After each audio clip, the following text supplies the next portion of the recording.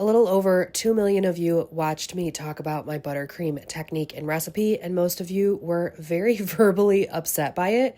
So let's make a bunch of different frostings and test them out together. Welcome to my new series where we're going to test out a bunch of frostings that I have never made before. If you're new here, hi, my name is Victoria. I was a home baker. I had to follow cottage food laws for my state, which is in the state of Michigan. And now I work out of a commercially licensed and inspected kitchen. So I have the ability to sell other types of frostings and desserts that I was not able to sell before. Now, this type of frosting that I'm working on here is a Swiss meringue buttercream.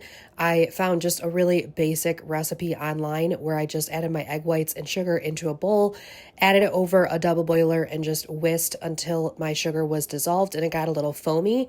And then basically you put your bowl in your stand mixer with your whisk attachment and whip it into a meringue until there's stiff peaks.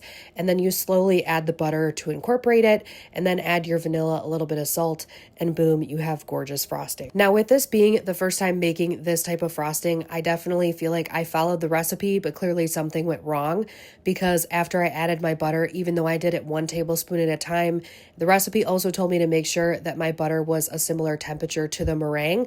It's still separated, so I clearly missed the mark somewhere. Totally willing to try it again, but this was a huge pain in the butt. I had to reheat it over the double boiler and re-whip it, and even then, so after it sat, it separated again. It just wasn't that nice to work with. So I want to try this again, but let me know what suggestions you have. Let me know what other types of frostings we should try, and I will make sure to get more clips of the next one that we do. Here's some strawberry cake I made. It was very delicious. I'll see you guys in the next one.